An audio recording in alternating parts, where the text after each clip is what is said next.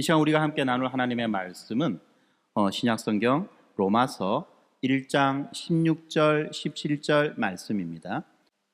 내가 복음을 부끄러워하지 아니하노니 이 복음은 모든 믿는 자에게 구원을 주시는 하나님의 능력이 됨이라. 먼저는 유대인에게요 그리고 헬라인에게로다. 복음에는 하나님의 의가 나타나서 믿음으로 믿음에 이르게 하나니 기록된 바 오직 의인은 믿음으로 말미암아 살리라 함과 같으니라. 네, 지금 우리 계속해서 이 로마서를 읽고 있는 중인데요. 오늘은 그 세 번째 시간 로마서 1장 16절 17절을 살펴볼 차례가 되었습니다. 특별히 이 로마서 1장 16절 17절 이 말씀은 그야말로 이 로마서에 있어서도 가장 중요한 말씀 가운데 하나다라고 그렇게 말할 수 있습니다. 이 말씀이 이렇게 시작하죠. 나는 복음을 부끄러워하지 아니하노니. 나는 복음을 부끄러워하지 아니하노니라고 이 말씀이 시작됩니다. 바로 이 위대한 고백이 이 로마서의 핵심을 열어주는 열쇠가 되는데요. 이 로마서 우리가 알고 있듯이 사도 바울의 이 서신들 가운데에서 가장 이 복음의 본질을 체계적이고 그리고 또 논리적으로 설명해주는 그 책이 로마서입니다. 그래서 바울은 이 서신 초반에 자신이 이방인을 위한 사도로 부르심을 받았다라고 하는 것을 밝혀줍니다. 그리고 모든 민족이 이 복음을 믿고 이 복음에 순종하게 하려 하는 것이 자신의 사명이다라고 그렇게 말씀했습니다. 그리고 이어지는 이 말씀, 복음을 부끄러워하지 않는다는 이 말씀은 단순한 어떤 개인적인 고백이 아니죠. 이것은 당시의 문화적, 종교적, 그리고 정치적인 도전 앞에서 조금도 위축되지 않는 그 복음에 대한 절대적인 확신을 보여주는 그 말씀인 것입니다. 당시 이 헬라와 이 로마 문화권에서는 이 복음을 어리석거나 또는 약한 자들의 것이라고 그렇게 여겼습니다. 그리고 그렇게 여기면서 유대인들은 무엇을 말합니까? 율법을 통해서 의로움을 추구하고 살아갑니다. 이방인들은 이 철학과 도덕을 통해서 삶의 의미를 찾고 있습니다. 그런데 바울은 이러한 모든 시도를 넘어서 복음만이 구원의 참된 길이라는 것을 담대히 선포하고 있는 거죠. 왜 그렇습니까? 이어지는 말씀, 이 복음은 모든 믿는 자들에게 구원을 주시는 하나님의 능력이 된다라고 그렇게 말씀하죠. 그렇습니다. 이 복음은요, 어떤 단순한 교훈, 어떤 도덕적 교훈이나 아니면 단순한 어떤 종교적 원리가 아니라는 것입니다. 이 복음은 바로 죄와 죽음의 권세 아래에 있는 그 인간을 구원으로 이끌어 주시는 하나님의 실제적인 능력이라는 것입니다. 죄와 죽음의 권세 아래에 있는 인간, 도무지 자기의 운명을, 자기의 인생을 어찌해 볼 수 없는 그런 존재들을 바로 구원으로 이끌어 주시는 하나님의 실제적인 능력이 바로 이 복음이다라고 말하는 거죠. 여기에서 이 능력, 헬라어로 두나미스라고 하는 이 능력은요, 무엇이냐면 죄인을 변화시키고 영혼을 죽음에서부터 건져내어 생명으로 옮겨주시는 하나님의 구원하시는 힘이다라고 그렇게 정의할 수 있는 것입니다.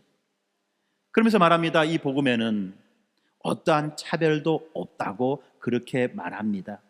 먼저는 유대인에게요, 그리고 헬라인에게로다라는 이 말씀은 바로 구원의 보편성을 설명해 주는 것이죠. 하나님은 어떤 배경이든지 어떠한 신분이든지 상관없이 믿는 자를 의롭다 하시는 것입니다. 바로 그것이 복음이라는 거예요.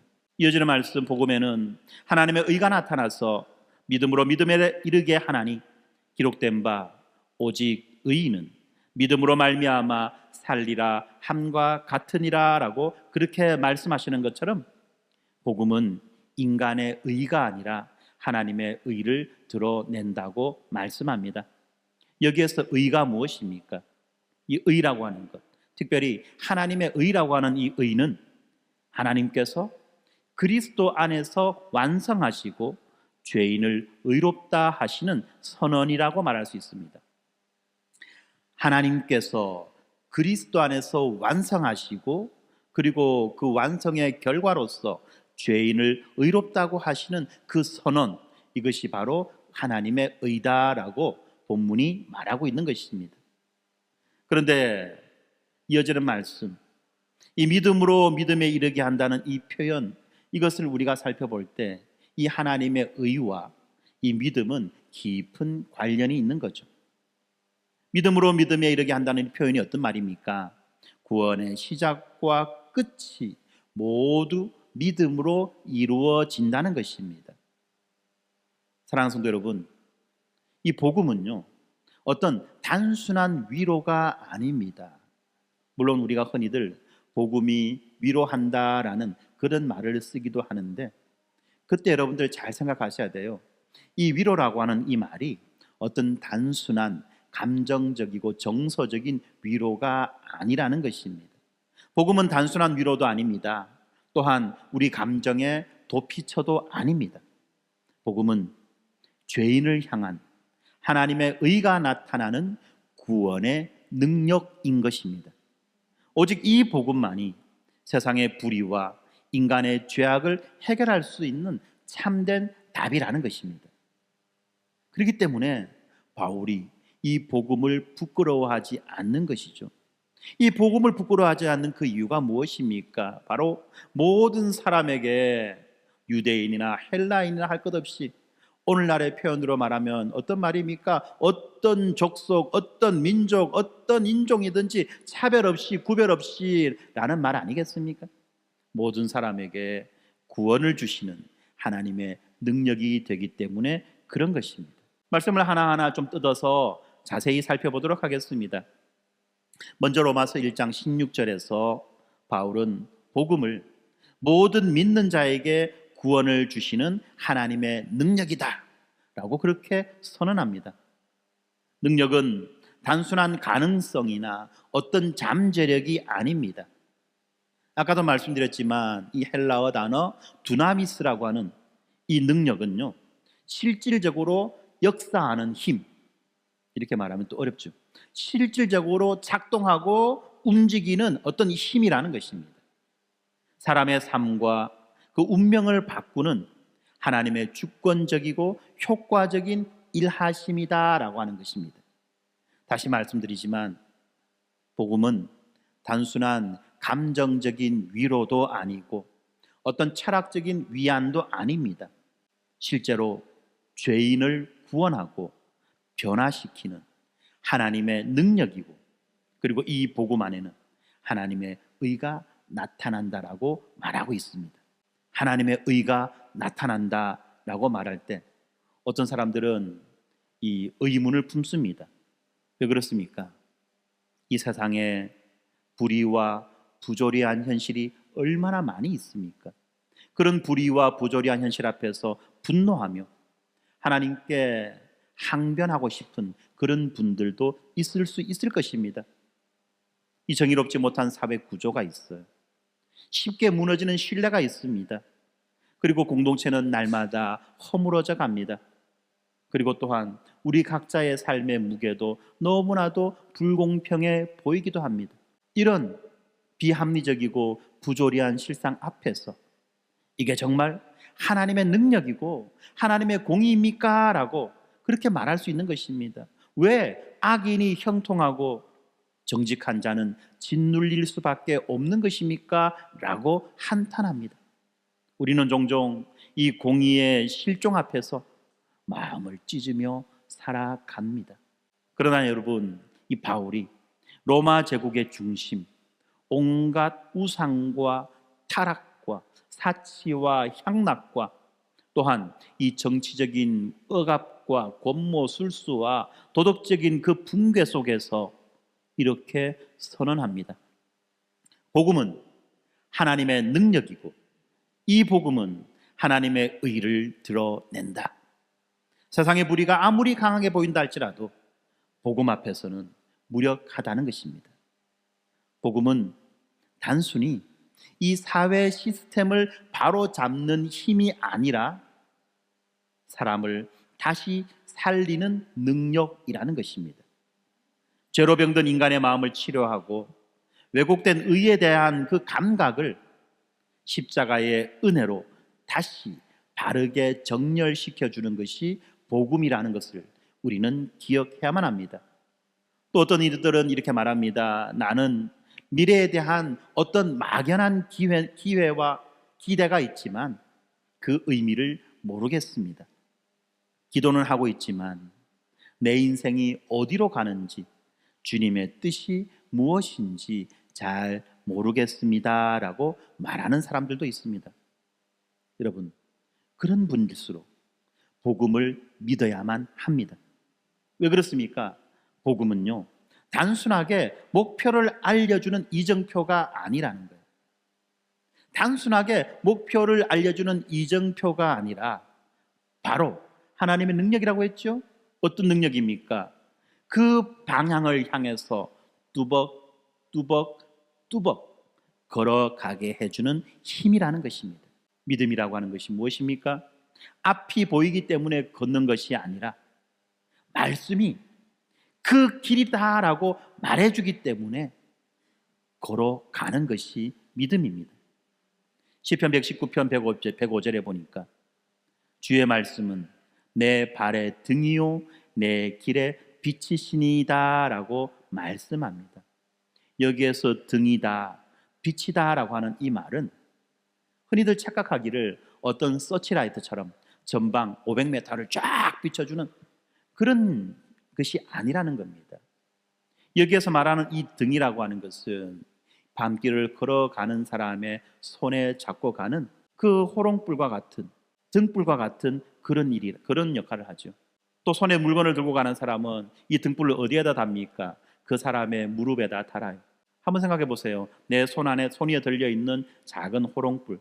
호롱불이라 하면 뭔지 잘 모르시니까 작은 촛불.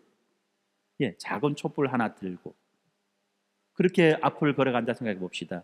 그 불빛이 얼마나 멀리 비춰줄 수 있을까요? 겨우 해봤자 두세 걸음 앞이에요. 저 멀리 어둠 속에는 무엇이 있는지 알 수가 없습니다. 그러나 이 등불에 의지해서 밤길을 걷는 그 사람은 어떻게 하죠? 한 걸음 한 걸음 앞을 향해서 나아가는 것입니다. 그 사람이 한 걸음 앞을 향해 나가면 불빛은 그 사람의 두세 걸음 앞을 비춰줍니다.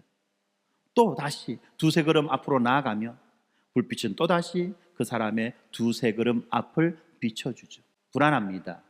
두렵습니다. 그 어둠 속에 무엇이 있는지 모르기 때문에. 그렇지만 이 사람은 이 불빛에 의지해서 한 걸음 한 걸음 조금씩 앞으로 나아가다 보면 마침내 목적지에 도달하게 되는 것이죠. 바로 이러한 삶의 원리를 이 시편 말씀이 알려주는 것입니다. 믿는 자가 비록 미래를 다 볼 수 없다고 할지라도 한 걸음 앞을 비춰주는 빛이신 그 말씀을 따라 걷는 여정을 설명해 주는 것입니다. 복음은 우리들의 그 막막한 미래를 열어주는 능력이 아닙니다. 이거 잘 아셔야 됩니다, 여러분. 우리들의 그 막막한 미래를 열어주는 능력이 아니라 오히려 막연한 현실 속에서도 주님을 따르게 하는 능력이라는 사실을 우리가 분명히 기억해야만 합니다. 많은 분들이 이것을 착각하기 때문에, 모르기 때문에 믿음에 대해서, 복음에 대해서 많은 오해를 하고 있는 것입니다. 어떤 이들이 이렇게 말합니다. 요즘 제 삶이 너무 힘들고 고단해서 솔직히 하나님이 정말 나와 함께 하시는지 의심이 듭니다. 기도는 하지만 아무런 변화가 없습니다. 이런 말을 하는 거죠. 그런데 여러분들 잘 아셔야 됩니다. 복음은 하나님의 그 말씀이며 동시에 능력이라는 것입니다. 우리들의 무너진 그 마음을 붙잡아주는 그 능력, 그 힘이 바로 복음이라는 거예요. 말만이 아니라 죄와 고통과 그 무너짐을 일으키는 살아있는 힘이 바로 이 복음이라는 것입니다. 그래서 고린도후서 4장 16절 17절에서 그러므로 우리가 낙심하지 아니하노니 우리의 겉사람은 낡아지나 우리의 속사람은 날로 새로워지는도다. 우리가 잠시 받는 환난에 경한 것이 지극히 크고 영원한 영광에 중한 것을 우리에게 이루게 함이니라고 그렇게 말씀하듯이 복음은 이 외적인 조건이 아니라 내적인 생명을 새롭게 해주는 것입니다. 지금 기도 훈련 중인데요, 여러분, 이 기도의 여정이 외적으로 무엇을 이루어 주지 않는다 할지라도 복음은 지금도 내 안에서 조용히 그러나 강력하게 역사하고 있다는 것을 우리는 믿어야만 하는 것입니다. 어떤 분들은 또 이렇게 말합니다. 저는 매일매일 갈등 속에 있습니다. 잘하고 싶은 마음도 있는데 그 반면에 이 두려운 마음이 나의 발을 붙잡고 있습니다. 과연 나는 잘할 수 있을까? 라는 그 의심과 함께 그래도 해보고 싶다는 그런 열망 사이에서 나는 날마다 흔들리고 있습니다 라고 말합니다. 바로 그때 복음이 선언합니다. 너는 하지 못한다. 너는 할 수 없다. 그러나 내가 너를 이루게 하리라. 내가 너를 이루게 하리라. 그렇습니다. 하나님의 능력은 우리의 결단이나 우리의 재주나 우리의 의지보다도 훨씬 크다는 것을 우리는 알아야만 합니다. 내 힘으로, 내 능력으로, 내 재주로 할 수 없어요. 그러나 하나님은 내가 할 수 없는 그것을 하시는 분이라는 것을 우리가 믿기 때문에 일들을 감당해 나아가는 것 아니겠습니까? 복음은 우리 안에서 시작하시고 우리 안에서 완성하시는 하나님의 힘인 것입니다. 빌립보서 1장 6절이 너희 안에서 착한 일을 시작하신 이가 그리스도 예수의 날까지 이루실 줄을 우리는 확신한다고 말씀합니다. 이렇게 복음은 자기가 자기를 완성하는 그런 힘이 아니라 바로 하나님의 완성의 약속입니다. 하나님이 이루어 주실 것이라는 바로 그 약속이 복음이라는 것입니다. 사랑하는 성도 여러분, 복음은 지금도 우리 안에서 일하고 있습니다. 그것은 한번 하고 힘쓰고 끝나버리는 그런 이례적인 능력이 아닙니다.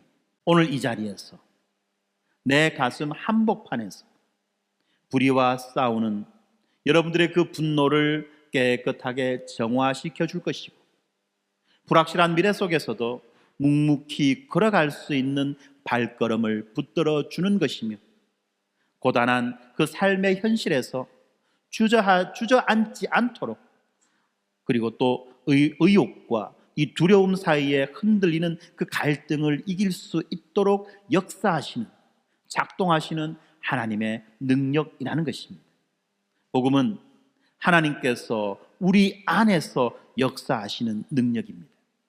믿는 자 안에서, 모든 믿는 자 안에서 이 능력이 역사하고 있습니다. 이어지는 말씀 로마서 1장 17절은 복음에는 하나님의 의가 나타나서 믿음으로 믿음에 이르게 하나니 기록된 바 오직 의인은 믿음으로 말미암아 살리라 함과 같으니라 라고 선언합니다. 바울은 16절에서 이 복음을 하나님의 능력이라고 소개했지요. 그리고 난 다음에 이어서 하나님의 의에 대해서 말씀하고 있습니다. 이 하나님의 의, 이것이 바로 바울 신학의 핵심이며 로마서 전체를 관통하는 주제입니다. 많은 사람들이 이 하나님의 의라고 하는 이 말을 들을 때에 하나님의 거룩하심과 완전한 어떤 도덕적 순결함을 생각합니다. 맞습니다. 하나님의 의는 분명히 하나님의 거룩한 성품을 가리키고 드러내는 것이죠. 그런데 여러분, 이 로마서에서 말씀하는 이 하나님의 의는 이것보다도 훨씬 더 풍성하고 은혜로운 그런 의미를 담고 있다는 것을 우리는 기억해야만 합니다. 그것이 무엇입니까? 로마서에서 이 말씀하고 있는 이 하나님의 의는 바로 하나님께서 죄인을 구원하시기 위해 예수 그리스도 안에서 친히 준비하시고 완성하신 구원의 행위를 가리키는 것입니다. 뭐라고요? 하나님께서 죄인을 구원하시기 위해서 예수 그리스도 안에서 친히 준비하시고 완성하신 그 구원의 행위를 하나님의 의다라고 말하고 있는 것입니다. 하나님이 죄인을 용납하기 위해서 하나님 스스로의 그 의로우심을 포기하신 것이 아니라 예수 그리스도께서 율법을 완전하게 이루시고 우리의 죄를 대신 짊어지심으로써 하나님의 공의를 만족시키셨다는 것입니다. 우리가 도무지 할 수 없는 그 일을 예수 그리스도께서 대신해서 감당하시고 완성하셨다는 그런 의미라는 것입니다. 예수님은 십자가에서 바로 이 모든 순종을 완성하셨죠. 그렇기 때문에 이 십자가는 하나님의 그 사랑과 하나님의 그 공의가 만나는 자리다라고 말하는 것입니다. 이 그리스도의 순종과 대속은 하나님의 공의를 손상하지 않으면서도 죄인을 의롭다고 하시는 바로 그 구원의 길을 열어주신 것입니다. 이것을 로마서 3장 26절이 이렇게 말합니다. 곧 이때에 자기의 의로움을 나타내사 자기도 의로우시며 또한 예수 믿는 자를 의롭다 하려 하심이다 라고 말씀합니다. 사랑하는 성도 여러분, 이 하나님의 의는 우리 자신의 의로움이 아니라 외부로부터 전가된, 외부로부터 주어지는 그 의인 것입니다. 우리 중 누구도 스스로를 의롭다고 할 수 없습니다. 이렇게 말할 때 어떤 분들은 약간 자존심 상해합니다. 그래도 내가 좀 착하게 살고 기도도 좀 빡세게 하고 말씀도 읽고 있으면 하나님이 나를 인정해 주지 않겠어? 거기다가 전도까지 하는데, 거기에다가 플러스 헌금까지 하는데 이쯤 하면 하나님이 나를 좀 인정해 줄 만하지 않아? 라고 생각하지만 여러분 아시죠? 만만의 콩떡이다. 택도 아닌 소리라는 겁니다. 하나님, 이 복음은요 그런 생각들을 완전히 뒤집어 엎어버리는 거죠. 우리는 선을 행할 능력도 선을 행할 그 마음도 없는 자들이 우리 존재의 본질 아닙니까? 여러분 한번 생각해 보세요. 내가 무언가 착한 일을 할 때 왜 그 일을 하는가? 다 숨은 꿍꿍이가 있다는 거예요. 뭔가 기대하는 게 있고 바라는 게 있다는 거예요. 아무 이유 없이 그런 일을 하기가 상당히 힘든 것입니다. 바로 그런 자들을 향해서 이 복음이 선언하는 겁니다. 뭐라고 선언합니까? 네가 한 것이 아무것도 없어도, 네가 한 것이 아무것도 없어도 예수 그리스도께서 다 이루셨기 때문에 너는 의롭다 함을 받는 것이다. 예수 그리스도께서 다 이루셨기 때문에 네가 의롭다라고 하는 것을 받는다라고 말씀합니다. 이게 복음이에요. 이것이 은혜입니다. 예수 안에서 드러난 하나님의 의, 복음 안에서 드러난 하나님의 의가 바로 이것입니다. 내가 아무것도 한 것이 없고 아무것도 할 수 없다고 할지라도 예수 그리스도께서 다 이루셨기 때문에 우리는 의롭다 함을 잊는다는 것이죠. 그런데 여러분, 이 사실이 오늘날 우리들의 삶과 어떤 관계가 있습니까? 이것이 이 복음이 우리의 삶과 어떤 관계가 있는지 알지 못하면 그냥 이 복음은 먼 나라 이야기가 되고 말겠죠. 한번 봅시다. 이 복음이 우리의 삶과 어떤 관계가 있는가? 먼저 이 불의한 세상을 살아가는 우리에게 이 하나님의 의는 진정한 위로와 희망을 줍니다. 세상의 정의는 불완전합니다. 가난한 자는 외면당하고 악을 저지른 자가 높은 자리에 앉는 일도 허다합니다. 그러나 복음은 하나님이 결코 불의를 눈 감지 않으시며 의로우시고 때가 되면 의롭게 심판하실 것이라고 말합니다. 지금은 그리스도의 의를 통해서 죄인을 구원하는 은혜의 시대이기 때문에 죄인들에게 이 회개의 은혜, 회복의 은혜, 구원의 은혜가 베풀어지지만, 그러나 하나님의 때가 이르게 되면 하나님은 분명하게 그 하나님의 공의로 심판하신다는 것입니다. 그 심판의 범위는 산자와 죽은 자 모두가 포함되죠. 신자와 불신자 모두가 포함되는 그야말로 공의로운 그 심판이라는 것입니다. 또한 이 불확실한 미래 앞에서 이 하나님의 의는 우리들에게 흔들리지 않는 정체성을 가져다 주는 것입니다. 우리가 무엇을 하느냐 하는 것보다도 더 중요한 것은 우리가 누구인가 하는 사실입니다. 여러분, 이거 잘 아셔야 돼요. 세상은요, 네가 뭐 하는 사람이냐로 우리를 정의하려고 합니다. 그러나 하나님은 우리가 무엇을 하는 사람이냐가 아니라 우리가 누구냐 하는 것으로 우리를 정의하십니다. 우리는 예수 그리스도의 의를 덧입은 자들입니다. 예수 그리스도의 의를 덧입은 우리는 하나님 앞에서 이미 의롭다 함을 인정받은 자들입니다. 바로 우리의 이러한 정체성은 어떤 일이 있어도 흔들리지 않는 바로 그 정체성이라는 것입니다. 그래서 로마서 8장 33절, 34절은 누가 능히 하나님께서 택하신 자들을 고발하리요, 의롭다 하신 이는 하나님이시니 누가 정죄하리요. 죽으실 뿐만 아니라 다시 살아나신 이는 예수 그리스도시니라고 말씀합니다. 그렇죠? 복음은 우리에게 너는 실패해도, 주저앉아도, 낙심해도 예수 그리스도 안에 있는 하나님의 의로 말미암아 여전히 의로운 자다라고 말씀해 주는 것입니다. 별로 동의가 안 되시죠? 그죠? 별로 동의가 안 되시는 것 같아요? 다시 한번 말씀드릴게요. 네가 실패했다 하더라도, 네가 힘이 빠져서 그 자리에 주저앉아 있다고 할지라도, 네가 낙심하고 절망 가운데 있다 할지라도 예수 그리스도 안에 있는 하나님의 의로 말미암아 너는 이미 의로운 자가 되었다라고 말씀해 주시는 것입니다. 여러분, 이 의로운 자가 단순히 착한 자가 아니에요. 참 잘했어요 도장 받는 그런 자가 아니라는 겁니다. 여러분, 이 의로운 자라고 하는 이 의는요, 우리의 살고 죽음을 결정하는 거예요.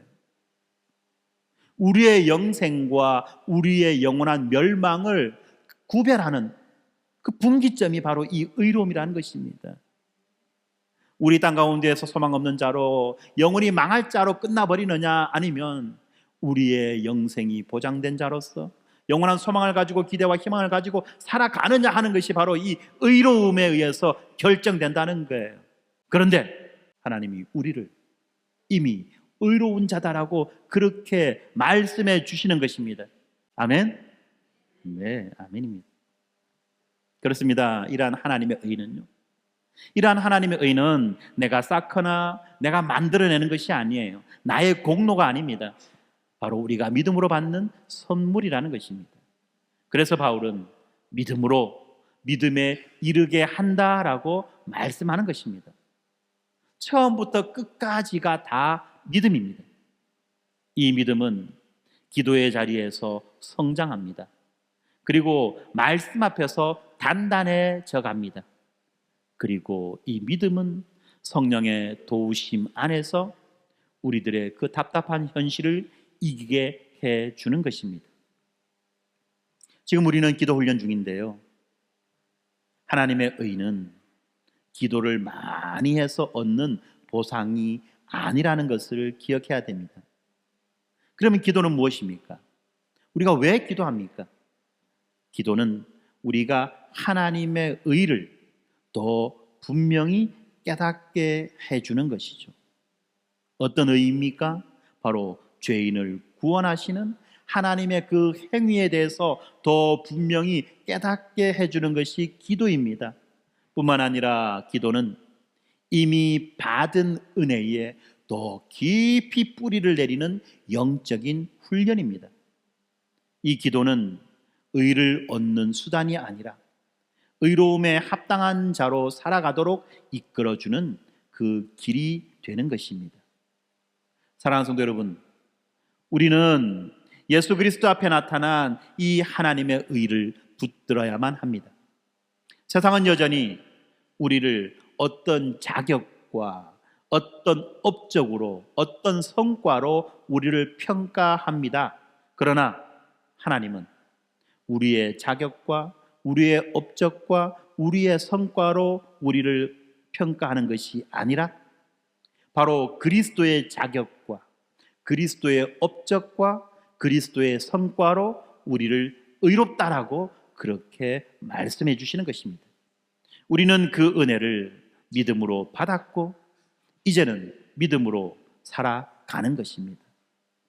복음은 너는 죄인이지만 너는 의를 행할 마음도 없고 의를 행할 능력도 없는 그런 죄인이지만 내가 사랑하는 독생자 예수로 인하여 내가 너를 의롭다 하노라 라고 선언하는 것입니다. 바로 이 복음의 의가 우리 삶의 중심에 뿌리를 내리게 될 때 우리의 기도는 탄식을 넘어서 감사로 나아갑니다. 우리의 내적 갈등은 불안에서 평안으로 변하게 되는 것입니다. 이어지는 말씀, 오직 의인은 믿음으로 말미암아 살리라는 이 말씀은 바로 복음의 길과 신자의 삶을 요약해 주는 것입니다. 바울은 복음이 하나님의 능력이라고 선언합니다. 그리고 그 능력 안에 하나님의 의가 나타났다라고 선포하죠. 그리고 이제 이 복음이 신자의 삶 전체를 어떻게 지배하고 이끌어 가는지를 말씀하고 있습니다. 복음은 믿음에서 시작합니다. 복음은 믿음으로 시작합니다. 그러나 그 시작에서 멈추지 않고 믿음으로 계속되고 믿음으로 완성되는 것입니다. 바로 이렇게 믿음으로 믿음에 이르게 한다는 이 바울의 표현은 복음 안에서의 삶이 단회적 사건, 일회적 사건, 어떤 과거의 순간의 사건으로 끝나버리는 것이 아니라 매일 순간순간 이 믿음을 통해서 지속되고 자라난다는 것을 의미합니다. 이 믿음의 성장판은 여러분 다치지 않습니다. 영원히 다치지 않아요. 우리의 키는 어떻습니까? 성장판이 열려 있을 때만 큰다고 하죠. 그래서 키가 더 클 수 있을까 없을까를 알아보려면 병원 가서 성장판이 열렸나 닫혔나 하는 것을 검사해 보면 안다고 합니다. 그래서 우리가 이 모양 이 꼬라지가 된 거 아닙니까? 성장판이 생각보다 일찍 닫혔어. 물론 안 그러신 예외도 있지만, 그죠? 네. 그래서 이야기하잖아요. 5cm만 더 컸어도 내 인생이 바뀌었을 건데, 예, 우리의 키는 자라는데 한계가 있지만 믿음은 그렇지 않다는 겁니다. 믿음은 그렇지 않다는 거예요. 날마다 자라나는 것입니다. 그래서 우리는요, 구원받은 그날만 믿음으로 살아가는, 구원받은 그날만 믿음이 필요한 것이 아닌 것입니다. 우리가 세례를 받고 세례 서약하는 그날만 믿음이 필요한 것이 아니에요. 우리가 정연 서약을 하는 그날만 믿음이 필요한 것이 아니라는 것입니다. 우리가 구원받은 그날만 믿음이 필요한 것이 아니라 구원받은 이후에 전 인생 동안 우리는 믿음으로 살아가야 되는 존재라는 것입니다. 여러분 이거 잘 기억하셔야 돼요. 내가 세례 서약하는 그날만 믿음이 필요한 것이 아니라 세례 서약을 하고 난 다음부터 이제 남아있는 전 인생 동안 우리는 믿음으로 살아가는 것입니다. 사랑하는 성도 여러분, 이 말씀을 주의 깊게 들어주십시오. 이 자리에 있는 우리 대부분은 이미 복음을 알고 그 복음을 믿고 있는 사람들입니다. 그럼에도 불구하고 우리는 여전히 이 믿음과 불신, 이 믿음과 믿음 없음 사이에서 씨름하고 있습니다. 세상은 매일 우리에게 너는 정말 하나님이 살아계신 것을 믿느냐? 이렇게 힘든 현실 속에서 너의 믿음이 어떤 의미가 있느냐? 기도해도 변하지 않는 이런 상황 속에서 너는 계속해서 믿을 수 있느냐? 라고 질문합니다. 그리고 그 질문 앞에서 우리는 너무 쉽게 흔들립니다. 요즘 누구가 무슨 뭐라고 그죠? 흔들리는 갈대 뭐 이런 이야기를 많이 하죠. 뭐 바람이 불기도 전에 미리 알아서 자빠진다. 뭐 이런 이야기 합니다. 그죠? 한심한 그런 꼬라지들 참 많이 봅니다. 뭐라고 그게. 그런데 여러분 가만히 들여다보면요. 그런 사람들의 삶의 모습 속에 우리들의 모습이 있어요. 우리들의 모습이 있어요. 우리들도 마찬가지입니다. 얼마나 기회주의적입니까? 얼마나 미리 알아서 들어눕습니까? 특별히 이 믿음의 부분에서, 이 신앙의 부분에서. 그렇지 않나요? 오늘날 같은 시대에 정말 불의가 판치고 이 의로움이 외면당하는 이 현실 속에서 우리가 믿음을 지킨다는 것은 결코 쉽지가 않습니다. 사람들은요, 이 불공정한 세상을 향해서 분노합니다. 그리고 하나님께 이 공의를 요청합니다. 그러나 또 어떻습니까? 이렇게 기도하고 버티는 것이 도대체 무슨 소용이 있나? 라는 그런 회의감에 빠지기도 하는 것입니다. 근데 여러분, 바로 여기에 복음의 진면목이 드러나는 것입니다. 복음은 믿음으로 의롭다 하심을 받은 우리에게 여전히 믿음으로 살아갈 것을 그렇게 요구합니다. 히브리서 10장 38절에 보니까 나의 의인은 믿음으로 말미암아 살리라. 또한 뒤로 물러가면 내 마음이 그를 기뻐하지 아니하리라고 말씀합니다. 믿음은 단지 구원의 문을 열은 그 열쇠가 아니라 이미 열린 그 구원의 문 안으로 들어가서 매일을 살아내는 바로 그 호흡이 기도라는 것, 믿음이라는 것을 우리가 기억해야만 합니다. 물론 오늘날 우리들의 삶의 현실은 분명히 녹록하지가 않아요. 그렇게 만만하지가 않습니다. 청년들은 불확실한 미래 앞에서 막연한 두려움을 가지고 살아갑니다. 우리 중장년들은 지치고 무거운 현실 속에서 그 현실을 감당하고 버티기가 힘들어서 비틀거리며 낙심하기가 너무 쉽다는 겁니다. 그리고 우리 모두는 진짜 내가 잘할 수 있을까? 라는 두려움이 있고요. 그렇지만 또 한번 잘해보고 싶다, 잘 살아보고 싶다는 그런 열망 사이에서 심한 내적 갈등을 경험하는 것입니다. 그러나 여러분들 기억하십시오. 믿음으로 살아가는 이 삶이라는 것이 완벽하게 살아가는 삶이 아니에요. 우리는 착각합니다. 믿음으로 살아가는 삶은 틀어도 먼지 하나 안 나오는 만큼 완벽하게 살아가는 삶이다라고 그렇게 착각합니다. 그게 아니에요. 믿음으로 사는 삶도요, 넘어지기도 하고 지치기도 하며 때로는 흔들리기도 합니다. 그러나 결국은 다시 복음을 붙잡고 일어서는 삶이라는 겁니다, 여러분. 중요한 건 뭡니까? 복음을 붙잡고 일어서는 삶이라는 거예요. 골백번 자빠졌다, 넘어졌다, 이게 중요한 게 아니에요. 더 중요한 거는 무엇입니까? 101번 일어나는 거예요. 101번 일어나는 겁니다. 한 번만 더 복음을 붙잡고 죽을 힘을 다해 일어나는 것, 이것이 바로 믿음이라는 겁니다. 우리가 연약할 때조차도 복음은 너의 구원은 네가 잘하고 네가 못하는 것에 달려있지 않다. 너의 구원은 네가 아니라 예수 그리스도의 의로 보장되었다라고 그렇게 우리에게 선언해 주고 있습니다.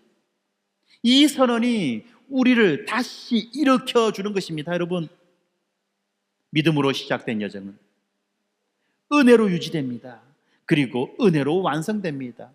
또 다르게 표현하면 믿음으로 시작된 이 우리들의 이 신앙의 여정은 믿음으로 유지되고 또한 믿음으로 완성되는 것입니다. 빌립보서 1장 6절이 너희 안에서 착한 일을 시작하신 이가 그리스도 예수의 날까지 이루실 줄을 우리는 확신하노라 라고 말씀합니다. 우리가 흔들릴 때조차도, 우리가 넘어질 때조차도 하나님은 우리를 포기하지 않으십니다.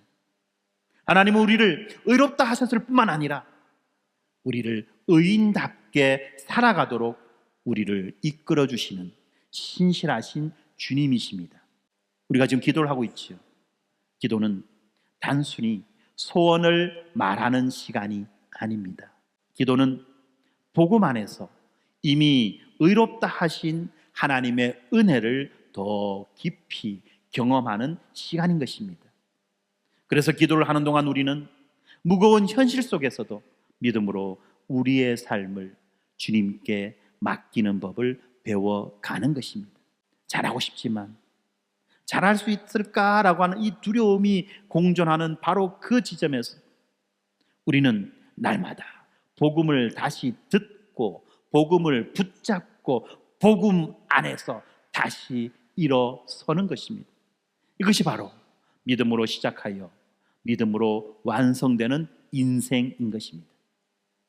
따라서 사랑하는 여러분, 오늘 우리의 삶이 어떠하든 우리가 흔들리든 넘어지든 하나님은 그리스도 안에서 이미 시작하신 그 일을 완성하실 것임을 믿으시기 바랍니다. 복음으로 의롭다 하심을 받은 우리는 오늘도 내일도 그리고 마지막 날까지 오직 의인은 믿음으로 말미암아 살리라는 이 말씀을 붙들고 믿음으로 살아가는 사람들인 것입니다. 이제 말씀을 맺겠습니다. 사랑하는 성도 여러분, 우리는 지금까지 이 바울의 외침을 살펴보았습니다. 나는 복음을 부끄러워하지 아니하노니 이 복음은 모든 믿는 자에게 구원을 주시는 하나님의 능력이 됨이라. 이 선언은요, 한 시대를 넘어서 오늘 우리에게 주어진 영원한 진리입니다. 복음은 어떤 철학이나 어떤 이념이 아닙니다. 복음은 죄인을 의롭다 하시는 하나님의 살아있는 능력입니다. 그 복음 안에 하나님의 의가 드러나 있습니다. 이 의는 우리가 만들어낸 것이 아니라 우리가 아무것도 할 수 없을 때에 하나님께서 친히 예수 그리스도 안에서 완성하시고 우리에게 은혜로 주신 것입니다. 우리가 살아가는 세상은 여전히 혼란스럽습니다. 정의는 실종된 것처럼 보이고 악이 더 큰 소리로 외치는 그런 시대입니다. 우리의 마음도 때로는 그런 부조리함에 분노합니다. 하나님, 정말 이 세상에 공의가 있기는 한 겁니까? 이에 대해서 복음은 이렇게 말씀합니다. 하나님의 의는 이미 예수 그리스도 안에서 나타났고 지금도 살아 역사하고 있다. 십자가에서 완성된 그 의는 더 이상 우리가 스스로를 의롭게 하려고 애쓸 필요가 없다는 것을 알려줍니다. 우리는 이미 그리스도의 의로 덧입혀진 자들입니다. 복음은 이 막연한 미래 앞에 두려움과 긴장을 안고 살아가는 우리들에게 너의 인생의 방향과 목표는 이미 복음 안에서 결정되었다. 보이지 않는다고 낙심하지 말아라. 하나님의 말씀은 네 발의 등이요 내 길의 빛이다 라고 말합니다. 우리는 미래를 완벽하게 다 보지 못하기 때문에 두려워합니다. 그런데 여러분, 괜찮습니다. 복음은 바로 우리를 한 걸음 한 걸음 인도해 가시는 등불이 되기 때문에 그렇다는 것입니다. 주님은 우리가 알지 못하는 그 미래까지도 아시고 그곳까지도 우리를 믿음으로 이끌어 주실 것입니다. 사랑하는 성도 여러분, 혹시 지금 인생이 고단하고 지쳐 있습니까? 기도해도 바뀌지 않는 그 현실 가운데 실망하고 있습니까? 우리가 기도 훈련을 하는 그 자리에서조차도 마음의 메마름을 느끼고 있습니까? 그러나 여러분들 기억하십시오.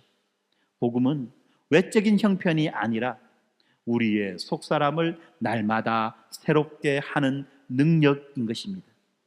그러므로 우리가 낙심하지 아니하노니 우리의 겉사람은 후패하나 우리의 속사람은 날로 새로워지도다라고 그렇게 말씀하지 않습니까?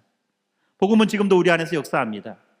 우리가 느끼든 느끼지 못하던 하나님의 의는 우리를 붙잡고 있습니다. 잘하고 싶다는 의욕과 잘할 수 있을까라는 그 염려 사이에서 갈등을 겪고 계신 분들에게 복음은 네가 잘해서 내가 너를 의롭게 한 것이 아니다. 내가 너를 의롭게 하였기에 이제 너는 의로운 자로 살아갈 수 있다라고 말씀합니다. 하나님께서 먼저 시작하셨어요. 예수 그리스도께서 다 이루셨습니다. 우리의 구원은 우리 스스로 이루는 것이 아니라 그리스도께서 이루신 그 의에 의지하여 믿음으로 살아가는 것입니다. 믿음으로 살아가는 거예요, 여러분. 믿음을 생각하시고 이 믿음을 붙잡으십시오. 나의 성질이, 나의 의가, 나의 욕망이, 나의 의욕이 툭 튀어나오는 그 순간에 여러분 믿음을 생각하시기 바랍니다. 빌립보서 2장 13절이 너희 안에서 행하시는 이는 하나님이시니 자기의 기쁘신 뜻을 위하여 너희에게 소원을 두고 행하게 하시나니라고 말씀합니다. 우리가 선을 행하고 싶어하는 그 마음도, 주님 앞에 무릎을 꿇고 기도하며 구하는 그 갈망도 다 하나님께서 주신 은혜가 우리 안에서 역사하는 것입니다. 사랑하는 성도 여러분, 복음은 시작도 믿음이고 과정도 믿음이며 완성도 믿음입니다. 이 믿음은 결코 우리에게서 시작된 것이 아닙니다. 믿음은 하나님께서 예수 그리스도를 통해 우리에게 주신 선물이며 그분이 친히 지키시고 완성하시는 것입니다. 오직 의인은 믿음으로 말미암아 살리라는 이 말씀이 단지 구원의 시작에서만 필요한 것이 아니지요. 오늘도 내일도 마지막 그날까지 우리가 붙들어야 될 우리들의 삶의 원리인 것입니다. 그러므로 이제 우리는 이 세상의 불의 속에서도 하나님의 의를 의지하며 막연한 미래 앞에서도 복음의 인도하심을 신뢰하며 고단하고 지친 현실에서도 복음 안에서 힘을 얻으며 갈등과 두려움 속에서도 믿음으로 주님의 은혜를 붙들어 복음으로 살아가야 할 사람들인 것입니다. 성도 여러분, 오늘도 우리는 믿음으로 주님 앞에 나아갑니다. 주님은 우리를 끝까지 책임지시고 우리를 의롭다 하신 그 은혜대로 영광스러운 하나님의 나라까지 반드시 인도하실 것입니다. 복음은 부끄러움이 아닙니다. 복음은 우리들의 영광입니다. 그러므로 여러분, 믿음으로 살아갑시다. 믿음으로 죽고 믿음으로 영원히 주와 함께 살아갈 그날까지 복음을 자랑하며 살아갑시다. 아멘. 기도하겠습니다. 공의로우신 하나님 아버지, 복음이 우리의 부끄러움이 아닌 영광이라는 것을 다시 한번 고백합니다. 세상은 권력과 성공을 기준으로 우리를 판단하지만 주님은 오직 그리스도의 의로 우리를 품으시고 믿음으로 살아갈 자로 세워주셔서 감사합니다. 때때로 흔들리고 자주 넘어지고 스스로가 아무 자격이 없는 우리를 너는 내 아들이요 내 딸이라 내가 너를 의롭게 하노라고 인정해 주셔서 감사합니다. 주님, 우리가 이 복음을 부끄러워하지 않게 하시고 무너진 삶의 자리에서 다시 일어나 믿음으로 믿음에 이르게 하여 주시옵소서. 불확실한 미래의 상황 속에서도 주님의 말씀이 내 발에 등불이 되게 하시고 고단한 현실 속에서도 주님의 의가 나를 붙드는 줄 믿고 걸어가게 하여 주시옵소서. 십자가의 능력으로 부활의 소망으로 오늘도 우리들이 복음으로 살아가게 하여 주시옵소서. 예수 그리스도의 이름으로 기도드립니다. 아멘.